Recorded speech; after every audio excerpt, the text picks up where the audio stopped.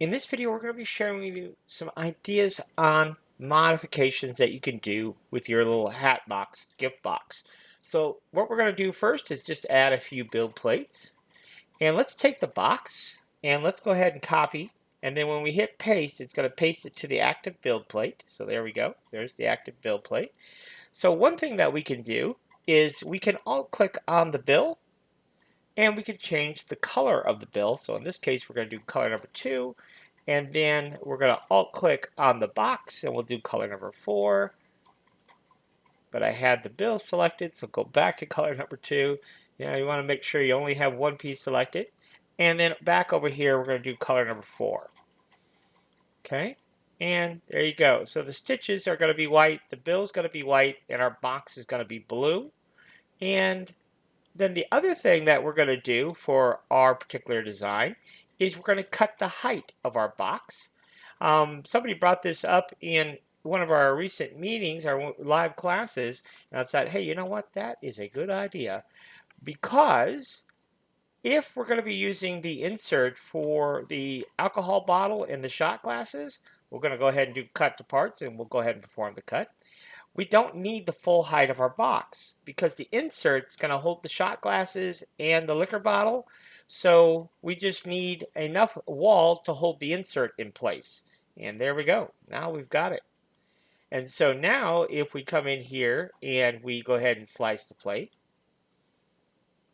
you can see that we have 3 hours and 36 minutes to print the base of our hat box.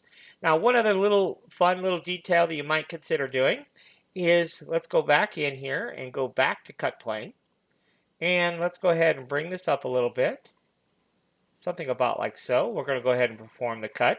Now, when we do that, we get an extra element here. This one right here. You see that? And then we're going to go ahead and change that color.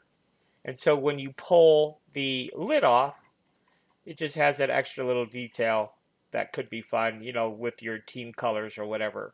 So doesn't add much print time. There is one extra color change there, but it's not going to add much print time. So that's not a terrible idea either. So that's kind of fun. Now, the other thing that we could do is, and this is kind of radical, but in terms of print time, it's not totally crazy. Let's go ahead and look at what this takes as far as print time as is. And you can see currently it's going to take basically 4 hours to print. So what we could do here, again, depends on exactly how you intend to use this. Let's go ahead and alt click on the base of our box, and we're just going to duplicate it. So we're going to hit Control C and Control V, and what that will do is that will paste a copy, paste it in place. And then we could scale this. So we're going to scale this down, something about like that. Okay, so you see how that works? Something about like that. All right, now what we're going to do is we're just going to modify the Z on this one. So let's come in here and let's just, I don't know, let's just do something a little bit crazy. So let's do 30. So we've modified the Z to 30, and I just want to show you what's happened. We've got some on the top, some on the bottom. And what we're going to do now is, with this piece right here, we're going to go ahead and alt click on it. Let's just call it cutter, just so we can define it better for our next step. So we're going to call that cutter, okay? And so then we're going to come in here and we're going to cut. So we're going to go to our mesh boolean tool. We're going to go to subtraction, push everything over here to the left. And then in our list here, we'll find cutter, and that we're going to bring over here, and we're going to go ahead and execute the cut. Now you say, well, what good is a gift box with no bottom? Well, think about this. We don't really need a bottom, because in this particular case, if we're going to be using the liquor bottle insert, okay, if we're going to be using an insert in here for that holds the liquor bottle, then we really don't need the bottom at all. Okay, so that's just another thing that we could do. So now if we slice this plate, let's go ahead and slice it. Now you can see we saved almost an hour of print time just by making that small adjustment and knocking out the bottom of our box, because our insert's going to go on top and it's going to cover that up anyhow. And so that might be just another option for you if you want to save some print time that way. Okay, so just some different things that you might consider. All right, so there's one option for you there, or several options actually. All right, so now what we want to do is what can we do to our lid? Well, we've got some options here, so let's go ahead and copy our lid here and paste it to a build plate. And so now that's what it looks like there. So we'll just nudge it with our arrow keys, and now you can see it's on the build plate. So what I want to do is, firstly, I want to go ahead and lay this down. So we're going to go lay on face, and we're going to lay it on this face right here. Now you can see here, this is the front panel of our cap, and that's really what I need. So I'm going to have the front panel, which is this panel, I want it facing forward here. So we're just going to grab it. And one thing I should point out too, you see how it's a little bit askew, it's rotated. We're going to show you how to fix that. But this is our front panel. So let's go ahead and rotate this around, just like so. We want that generically facing forward, and it is, but you can see it's not at the proper angle. So what we're going to do here is we're going to right click and add a primitive cube, and now the cube is square to the build plate, and so we are going to merge these two together. Shift Control, so we have our cube selected, Shift Control our cap, right click and merge. Okay, now all these things that we can do, that's why I always encourage you, learn your slicer.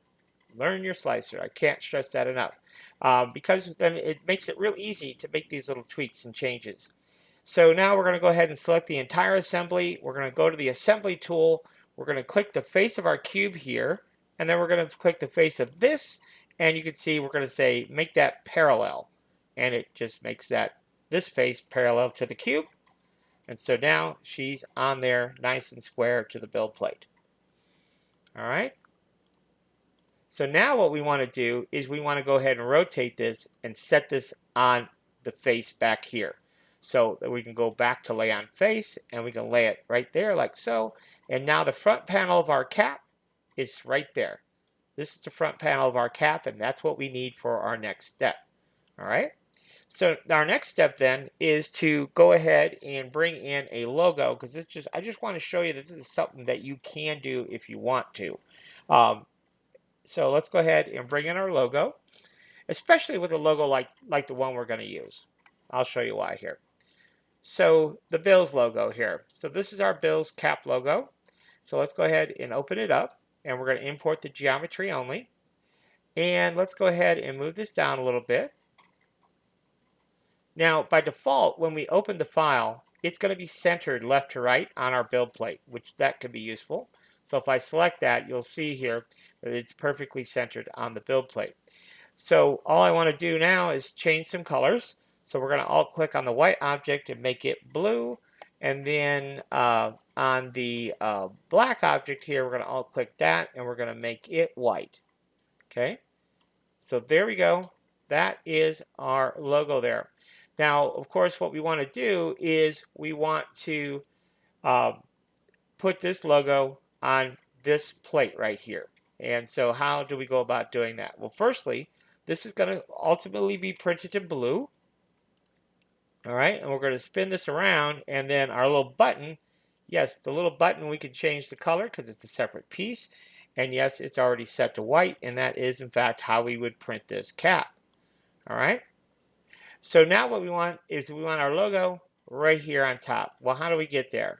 Well, the first thing we have to do in order to lift the logo off the build plate, we have to raise it, okay? And so to do that, what we're going to do here, actually what I'm going to do is I'm going to copy and paste this. So there's a copy, okay? And then we don't need this, so we're going to delete that. And we don't need our blue at all, so we're going to delete our blue. Okay, but we want this, I don't know, let's make it like 8mm thick, something like that. So let's go ahead and make it 8mm thick. And then what we're going to do is we're going to go ahead and put it on top. So to do that, of course, we have to merge these two together. Shift Control, right click and merge. Okay, so now those two are together. And now what we're going to do is we're going to put this right on top. So we're going to select this and go to our assembly tool. And we're going to go here because that's where we want to go. And then we want that to go there. And we're just going to hit 0 here. And so now this is the same plane. Okay. So now from there, we can alt click this and we can go to the move tool and we could just move it in place. Now what I like to do is hit Control 1 and that will allow us to look straight down, straight down. So we're going to just move it vertically, top to bottom, left to right. I might even slide it over a little bit. I don't know, something like that. And I'm going to say that's where I want my logo to be. Okay. Now, why did I do all this? Well, this is just something that you might consider doing. Now, the thickness of the cap is 2 millimeters, which is plenty for what we need. But what I want to do is I want to make a little recess in my cap. So whatever this is, let's alt click this, whatever its current value is, I just want to subtract 1 from it. So we're going to go to the move tool here, and it's at 170.60. So I want to just do 169.60.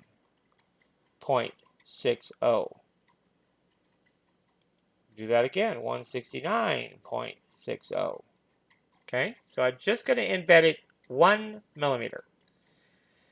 Then what we could do is go to our Mesh Boolean tool, and we can go ahead and cut this out. So let's see, this is what we want right here. And so now you can see that our logo is green, our box is blue. Let's go ahead and execute. And you can see nothing happens. And that is quite frustrating. But all you have to do is right click and fix the model. This happens all the time. So if you're ever doing a Boolean operation and it doesn't behave like it's supposed to, that's the magic trick. So now we'll go back into Mesh Boolean and we'll reset that up. Okay, and then we could go ahead and go back here to our logo, move that over. That's green, everything else is blue. Execute, and now you can see that in fact we did manage to get that exactly like we wanted. So now we have a little recess where we can perfectly place our logo. So that's the only purpose of doing all that work, is just to have that little recess so we can put in our logo. But now we do have a bit of an issue, and that is the fact that this recess is the exact same dimension as our logo, and that will not fit in that box. It just won't do it. So what we have to do is we have to do one extra step here. So on the logo itself, we'll have to go over to, see here, we have to go to the quality tab, and then we're going to come down here, right here to precision, and on the contour compensation, we're going to do negative 0.3. That generally is a pretty good value, and what that does is it slightly makes this 0.3 of a millimeter smaller, and then it'll fit right inside our hole there. And the nice thing here is, because this is already at a specific angle, that's why it could be nice to recess, make a little recess spot so you're sure to get that exact angle. If your logo, that way it won't look weird. Everyone will be absolutely identical. And once you know what you're doing, it's not much work. It really isn't. So now what I like to do, this is the front of the cap. So to print this, we're going to print it on this back face here. So what we'll do is just select the cap, and then we'll come in here to lay on face, and we're going to lay it on that face right there. So now that is back to ready for printing again. Okay, so we'll move that back over here, move this over here, and now we are ready to print. Okay, so now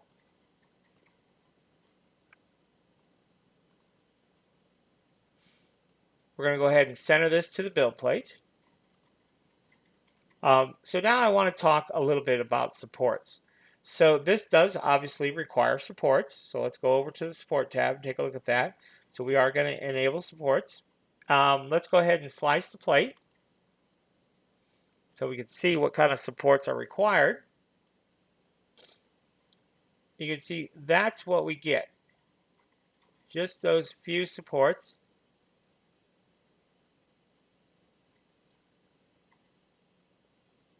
So not too bad. We can choose on build plate only and only critical regions. And if we scroll down here a little bit, our top Z distance of 0.28. What else do we want? And then maybe our top interface layers to 4. And let's go ahead and reslice the plate. There you go, 6 hours and 33 minutes. And notice the amount of supports have gone away. It's very, very minimal. Now, I have not tested this yet to see if that's really sufficient. Now, in my case, I think I would be okay to print it this way because I use the blue ChiroGrip plate, so I've never had a failure because my print did not stick to my build plate when I used my blue plate. So I would be semi-confident to go ahead and print this. Now, again, I don't know exactly if this would be sufficient supports. So we could, like I said, we could try it. If it's going to fail early because where it's going to fail is at the bottom of our stack here. So we'll know right about there if we're golden or not. One thing that we might do is we might slow the speed down a little bit, the overall speed. We could come in here and just slow our speeds down a little bit. That could be a potential, or let it ride and just see how it does. But that is one way to really be able to minimize the amount of supports that we need. All right, so just some different options there. You'll have to experiment a little bit, but I think you'll find that, yeah, you can do all kinds of different things pretty easily here. So that's just some food for thought on some of the different changes that we can make to save on some print time, some different options for you.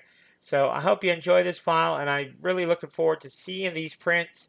I'm going to be printing a Kansas City Chiefs today, so I will post that when I get it printed. So yeah. Be on the lookout for the cap logos on our Patreon. So we're going to be uploading the cap logos to the Patreon. So if you're a Patreon member, you'll be able to get those. Yeah. So that's it for this one, guys. Until next time, thanks for watching. If you have any questions or need one-on-one training or some custom files made for you, this is my contact information, so feel free to reach out via email. You can text me. You could even give me a call.